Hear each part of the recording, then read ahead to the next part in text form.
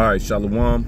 First and foremost, call Halayim Yahweh Bahashem Yahweh Bahashem Kakadash. Double honors to the apostles and elders of Great Millstone who rule all over the flock. Shalom and salutation to you brothers out here that push the words of truth and sincerity. I'm Rapah Mop, and I brought this out. This video is going to be just a general informational guide on how to be a little more balanced, because there's a lot of bullies, just like in the real world. You know, people gonna pick at you. People gonna find ways to get at you, get under your skin, so forth and so on. You gotta be impenetrable in that circumstance. There's a video we did through the Spirit yesterday. I had the elders with me from Dallas, also the elders, elder from New York City, and also Atlanta showed up, and we just spoke about that time period of coming into this truth early on in 2008 and 2010, what we call the Great Awakening. The show is still live. They haven't deleted that part. I had to put it up on this channel only because they blocked the other channel, so forth and so on. See, Esau's a bully out here. You see how many bullies there are in Israel? But what that means is not that you got to tuck away and cower. It means that sometimes you got to learn how to fight your own battles as well in this truth. And you know what your own battle that you fight is? Your own self. We get into it all the time. Having excess in certain things. What does it say in let's see here, I could bring out so many. Ephesians 5:18, and be not drunk with wine wherein is excess, but be filled with the Spirit. You see, you can be overly drunken, you be overly taken over with wine, philosophies in this world, be too involved with even family. Anything becomes a crutch if you overdo it. Anything is a drug. Anything becomes a drug if you overconsume it. All right, whether that's situational, circumstantial, or something that, you know, because you're dealing with the bullies of the world. Satan is a bully. Esau, Edom is a bully. You don't know how to handle it, and so you become excess on certain things, and you become overly reliant on certain things. Not Yahweh Hashem Yahweh Shah, but man, or somebody to deal with you nicely, or somebody to you know, approach you correctly. Sometimes you gotta step away from a situation. Sometimes you gotta let there be room, let there be space. Sometimes it ain't you. You correct yourself, you help yourself, you know, you try to train yourself through the Spirit to handle everything you can possibly endure, right? And which includes suffer wrongfully. That becomes a part of this fold for real. That becomes a part of who we are. That suffer wrongfully is hands down one of the hardest things for a man to ever do. But there's a factor in which it might be just excess, and then you just gotta fall back, step down, do what you gotta do. You know, gather yourselves together, get right, but never take your hand off the plow. Don't ever think that the plow is something that you need to sacrifice. You know, relationships, the scripture said, let your, pluck out your eye. If your eye offends you, cut off your right hand if your right hand offends you. The truth is never the thing that's going to offend you. It shouldn't. If you're on good ground, the truth only as you go into the parable of the sowers, the truth, when it's not sowed on good ground, the cares of this world, the lust of this world, the lust of the flesh, the lust of the eyes, Satan comes and intervenes and roots men out. That's what happens. That's what happens to a man that takes his hands off the plow. Eventually we all get tested. Eventually we all got to stand up at that time where the scriptures is talking about suffer wrongfully. Eventually that's all going to be us. No man's above that, right? No man's above correction. Proverbs 25:27. It is not good to eat much honey. There's another situation that came out in that show, you know, which is going to be just briefly touching on all the topics that came out about that show. During that show, things I've learned, just sharing with the Akim yesterday in the Zaquanium. There's a balance that needs to be had, especially in the younger Akim, which is when you going out, when you are outside of the bubble or the circle, which is members in the body. All right, you have the church, you have the brothers of your kin who you're affiliated with. Then you have that body, that circle that's created when you're all together. Once you step out of that circle, these rules that existed in the circle don't exist no more. All right, you're not supposed to be carrying on as if you still got your garment on and it's cuss out time or it's correction time for every heathen that walk by and smirks at you. Your garments come off. Therefore, your spirit, in that essence, your spirit should be more relaxed. It's not time to get into breakdown session and mode anymore. Holy conversation never leaves you, but you have to learn how to moderate yourself.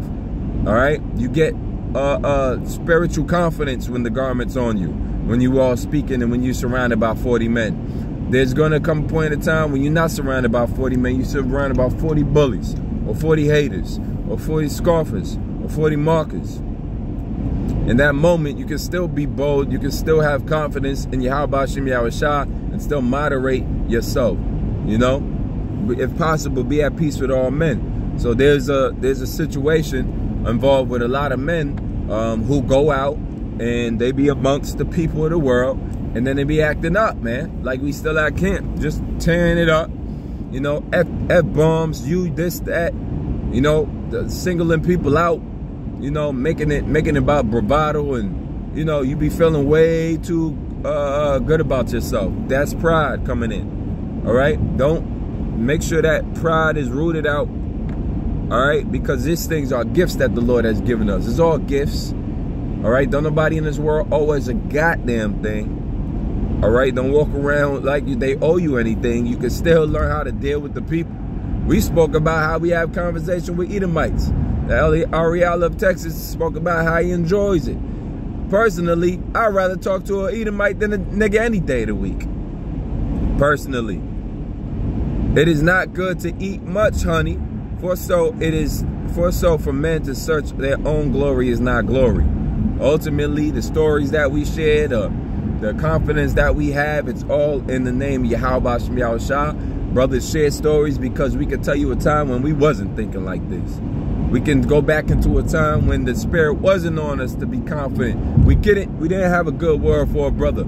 A lot, you know, the spirit was so distant. I was distant when I came into this camp, man. I couldn't really find the nerve to be around brothers, man. I didn't like the conversation. And that was through the spirit. I couldn't really catch up to where they was at, you know, and until later on. All right, and even now I still got to moderate the type of language and the type of conversation that I'm involved with. That's just knowing myself, which doesn't make me better than anybody in the camp, man. I genuinely look at men as future kings, future rulers, because that's what Yahweh Shem Yahushua set up at us as to be, all right? But also knowing your own self, and you work on yourself. Constantly you work on yourself. But some things is too high. Some things is over your pay grade. Some spirits is too strong. You got to know yourself. Just because a brother could deal with Beelzebub don't mean you can't, all right? A brother might, you know, his wife might be Beelzebub, man. That don't mean you go pull you a Beelzebub. All right, a brother might live in a situation where he in the projects and it's nothing but Beelzebubs and legions around. You might not be able to handle that, man. Don't think that, oh, it's all good, because that's the brother. The brother can, and me and the brother get along, so we can handle it. You can't measure your up to the next man. The Lord gave every man a different measure of faith. It's up to you, not to search your own glory, but to see who the hell you is, man. See what you made of. See what Yahweh Shem Yahushua made you of. Know your strengths and weaknesses. Know yourself, King. You got to know yourself, man. 1 Corinthians 6:12 said, all things are lawful unto me, but all things are not expedient. It's not always expedient to be in every circle. Don't consider yourself somebody that could be in every circle. Understand yourself. You got limitations in this world, man. You got things that you know that is over your pay grade. You can't handle. Straight up and down. And you got brother Akim, some Akim that can handle it all. All right, kudos to the Lord for putting the spirit on them to do that, because you got a nice diverse mixture of Akim out here. All right, but know when to separate yourself, whether it's from the world, whether it's from brothers, whether it's from whomever. All right, only for a time, you know, because look, you don't mark that man as a you know, as a, you know, the scripture says somebody caused dissension or whatnot, you mark them and you separate them, but you don't treat them as a heathen, you treat them as a brother. You pray for that man. The scripture tell you to pray for your enemies, don't it? You got a situation in which you're not concurring, you're not in agreements. All right, two different spirits with some Akim. And guess what? You pull back, but you pray like hell for that man. Now you got a new soldier to spiritual soldier to pray for the battle, man. Because it's gonna come down to the pike. And Yahweh Shem Yahushua is gonna require that we did exactly what was written, man. And how it was written to the best of our ability. He's gonna try our reins and try the heart. All things are lawful unto me, but all things are not expedient. Going back into that the conversation that we spoke, well, the part of the conversation where we dealing with Esau, or dealing with people outside of the fold. Do you know how to deal with them? You got this super knowledge. The scriptures turn you up. The scriptures expedite your decision-making skills, your judgment. The scriptures give you keen judgment, man. A heightened sense of decision-making and judgment. The scriptures give you valiant, make you valiant. The scriptures make quicken you, make you life in your mind, understanding. The scriptures give you circumspection. So you have all these tools that you're walking around people with no tools. Walk with wisdom towards them that are without. Don't be out here performing every skill or showing everybody what you have and what you know at all times. There's a scripture that says, speak little. In Sirach, around the 26th, it came out yesterday night. Be as one that knoweth and holds his tongue still. There's an art to that. There's an art to being social. There's a man. All right, there's some that are in the truth, and you have the word, and you have the understanding, and you have the discernment, and you have the judgments of things to come, understanding the prophecy, and yet it still can't hold a 5-minute conversation with somebody. Somebody outside in the world will fly circles around you on just being social, just being himself, just being calm, cool, and collective. They got you on that because you got all this wisdom and you're not applying it. You just in a knowledge match. Don't get involved in knowledge matches. All right, you get involved in wisdom, knowledge, wisdom, and understanding matches, man. All right, consume the knowledge. Get the wisdom, and with all I get understanding, right? So it says it's not expedient. It might be lawful what we're doing. We're standing boldly towards, in the face of our enemies. But yeah, that's at camp. That's during the time of camp. That's when we presenting this truth. That's if we even get into a situation where we're deliberating the truth outside of. But every heathen you meet do not have to hear about the color of the Lord and how the America's going to be destroyed. Put it like that. Get it into your mind that every single person you meet in life does not have to hear about Jacob's trouble and the MOTB. You are not doing the Lord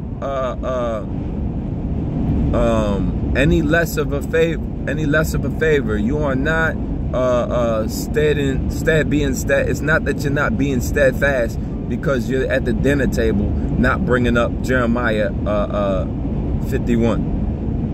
That does not mean that you're not doing the work of the Lord, because when you out with Akim and somebody passes by and says, I love pork, that you go into a cutting session about pork and about how the Lord's going to kill their ass.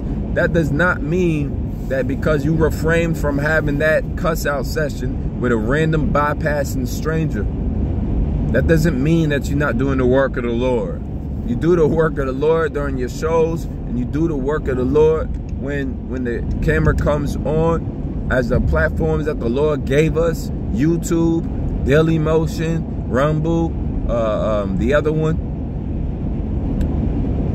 Odyssey. When you're doing the shows on your way to work in your own confines, your cars, that's when you get on. The rest of it is you to soak up what this world really be, so you can get real-time understanding of what exactly is going on in real time. When I'm out here, I'm Clark Kent because I'm keeping my ear to what's going on. The Lord is allowing me to be a part of certain conversations. Other ones I walk the hell away from. no lie, when I'm at work, I just like to work. So I carve out a hole for me at work. Now this is where understanding and wisdom comes out. I befriended everybody to a point where now I can just fall back on my own merits, getting, not just befriending, but getting a job done. It ain't about smiling all the time. It's about getting the job done. So now when I get to work, I say my hellos, I say my how you doing, I say what's the weather like. That's called small talk. Get used to small talking with people. Once again, we talking about a balance in things, right? Too much of anything isn't good for you. It's not good for a man to eat too much honey. 1 Corinthians 9 up, Slocky, let me finish it out. All things are not expedient. So that means it can be lawful, but it's not right at the time. You have to know how to use a certain lawful measures at the right time. A word fitly spoken is like earrings of gold. You have to have some season, have some salt. We Jacob, man. We are the 12 tribes. We got all the sauce, all the salt. All right, we got the life, man. We got the swag about us, man. Have some more swagger, which means you don't always got to be all uptight and on the edge, like you about to fall off the edge. We know prophecy's right around the corner, and we still are able to carry ourselves in a good light, because guess who they looking at? When the chips fall where they may fall. It's written where Paul spoke about this. How they can have nothing, they can not say anything against you because you led by an example. Certain men are marked through the Spirit. We also went into that.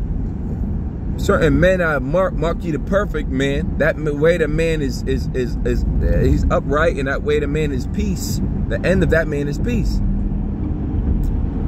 And the characteristics I've seen of the qualities of the men that I began to mark of my young journey being in this truth, they all had indoor outdoor understanding, meaning you knew how to carry on multiple lives.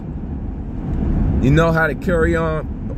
They had multiple personalities, but they all come together. We ain't talking about being schizophrenic where that's a battle of your different selves. But I'm talking about being able to put off the mortal man, not being all overly mental, overly thinking, over upset, over on the edge. Everything don't gotta be edgy when you in GMS. Everything don't gotta be edgy. Come to find out, you ain't gotta be mad 24/7 to be in GMS. You don't have to. That's one of them things that you learn to put off as you continue to be in this truth. See, when you in the streets, and when you in, let's say for the streets example, you got to be a certain type of way. You can't be no happy-go-lucky dude up in the streets. That dude gets marked quick. He's food, and he seems weak because kindness is weakness and all that. Man, in the truth, kindness and kindly affection is the best thing that's going. That's the best thing going. So let brotherly love continue. Have kindly affection. Be not love without dissimulation, meaning hypocrisy. Man, the real thing, brothers are searching for real love amongst the body, man. That kindness, man, it works here. That genuineness works here. All right? Guess what? You got Akim that had been the angriest, some of the angriest brothers I knew coming up in this truth. They ain't around, but some of the over friendly, super friendly, some of them brothers ain't around too. It's a light mixture of how the Lord wanted the men to be. He did like he did in the times of Gideon. He just started siphoning off men. No, too many for this camp. I'm gonna get rid of 9. I'm gonna get rid of 8, which we spoke about how many men fell out and what were the signs. Some of the signs is just over excessiveness in one area, not being balanced. You see men just couldn't meet up no more. No balance. All right? You see men all the time cussing Esau out and just cussing sessions and angry all the time. No balance. No balance is a sign of mental folly, mental weakness. You need balance, man. That's what the men of the Lord have and have shown. It says all things, right? All things are lawful for me, but I will not be brought under the power of any. Woo, you got to have a balance. Some things in your life, the spirit or the spirit around it is too heavy, and you need to get in and get out, bro. You could be in a hot tub for a few hours, but if you try to do that for a whole day, you're gonna hurt yourself. You could be in the sauna for a few hours. You try to stay up in there a whole day, you're gonna hurt yourself. You could contain fire so that it lights food and heats your food up. Fire also is used for incense burning. Fire was used for sacrifice. But if that fire loses control, if that gets out of control, that fire will engulf you, your house, and your family together. We are all playing with fire. Anything that you indulge in, personality-wise, trait-wise, individual-wise, reflect on yourself. You got to look at that man in the mirror, see what he really about. Because everybody else see him. And you don't want to have to wear no dissimulation hats, some hypocritical hats, man. You got to question yourself if you really genuine, not just to yourself, but to everybody around you. Because if you can't be genuine to yourself, you can't be to anybody else. And that's what it comes down to. The imbalance comes from a proper digestion of the wrong things and the wrong, letting your weakness overcome all the time and not battling it. The first competition that you have in this world is yourself. 1 Corinthians 9:25, any man that's striving for the mastery is temperate in all things. Now, meaning you become a master, you have to have temperance. Understand that somebody that strives for the crown, strives for the #1 medal, Messi in Argentina, going all the way and getting the World Cup, Messi becoming the best player of all time for soccer, or what they call soccer, what in America was football, and the rest of the world, right? The way he's able to do that, the way Jordan was able to do that, is because they had temperance, what they call Mamba mentality, being able to lock in on your craft, right? Being able to give diligence to make your call and election sure, not putting on too much honey. All right, these things allow you to overcome the challenges of your own self that face you, so that now you can work with the board. Now you can work with all the pieces on the board. Remember, kindness is a piece on the board. Love is a piece on the board. All right. Anger is a piece on the board. All of these different characteristics that we have: integrity, meekness, joy, hospitality, charity, love. You know, the fruits of the spirit are the pieces on the board. You know, and so it says, now do they obtain it a corruptible crown. Now do it to obtain a corrupt. Now they do it to obtain a corruptible crown, but we an incorruptible. 1 second. Yep. They do it to obtain a corruptible crown. Us an incorruptible. All right. The incorruptible glory of the kingdom of heaven here on earth, that lasts forever. He that endureth unto the end shall be saved. Endure these things, brothers. Put these puzzles together, brothers. Akim are telling you, revealing you ways in which we have, through the Spirit, Yahweh Shemel Shah, put these puzzles together. The advantage of coming in under the elders, or some of the advantage of coming in New York City, was that we had men around us who put the puzzles together. So whatever their rebuke and correction was, is because they had already did this trick. They had already showed us. They can see that we imbalance. That's going to be a problem later. We can see the issues in us. That's going to be a problem later. We can see that we are hard-headed. That's going to be a problem later. We can see that we don't take rebuke well. That's going to be a problem later. So the things were set in motion at a young age. Raise up a child, teach a child, train a child in the way he should go. When he's old, he will not depart. We got that early young men training in NYC, and them brothers who was constantly in interaction with the elders and apostles. They got that virtual, long distance, tough love, man. When the Spirit came on the brothers to come up to NYC, they got tough love too, and shown good love. When the Spirit came on the apostles to go out there to their cities and their towns, they got training and tough love and love, man. Because these men have strived for the incorruptible crown, having mastery, right? Having temperance in all things, balance in all things. Titus 2:7, in all things showing thyself a pattern of good works. Pattern, man. In order for something to be a pattern, it has to happen over and over and over again. That's a pattern. That's a true pattern. And the pattern here is that you're showing good works, right? Good works. Number one, prophesying, teaching this word, exhorting the flock, charity, good works. All right, keeping the laws to the best of your ability, good works. Brotherly kindness, good works. Love without dissimulation, good works.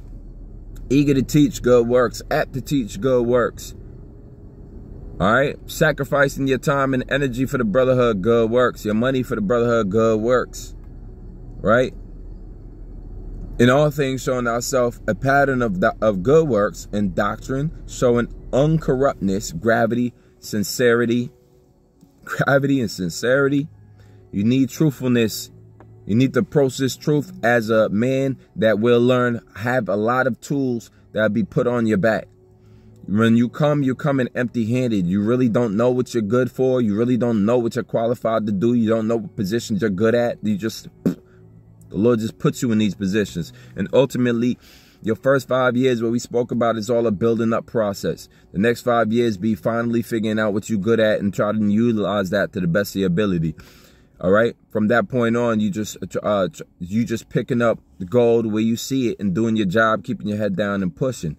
All right. When the Lord gives you these things, you run with it. When you find your talents, you run with it. OK. Yeah. And doctrine showing uncorruptness.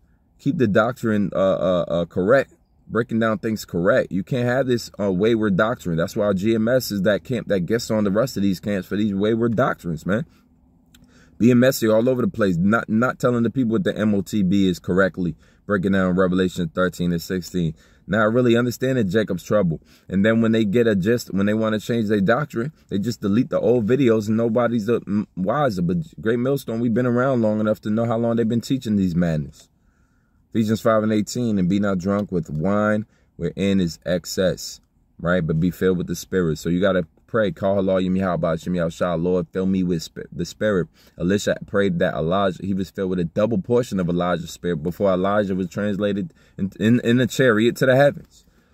And so we continue to pray and ask for the things that we need. We need more now, man. We need more. Ask more abundantly, man. Ask the Lord to show you what sacrifice really means, so you could get to the next level of what the position he needs you to be in. Because when it all crumbles down, when there ain't no more brotherhood amongst you, when you're not in the body, but you don't know how to operate outside the body, but you super good in the body, and when the body's no longer around because you relied in excess on the things that you know, the Lord told us there would be a famine, and some of us would be in prisons and this, that, and the third. So become more reliant on that walk that you have with Yahweh Shem Yahushua, that he increases your faith and he shows you a pattern of good works, so that these things can carry out through the rest of your time here in Babylon, until we be lifted out of this place. Until we be lifted out, continually fasting and praying for the things that you want, need, and desire, which are all spiritual gifts that help teach, help push, help order, help give discipline, help create a better mentality for you, a push mentality. All right, that's what you're praying for, a push mentality, a fervent mentality. All right, Lord willing, this video is edifying. Till next time, shalom.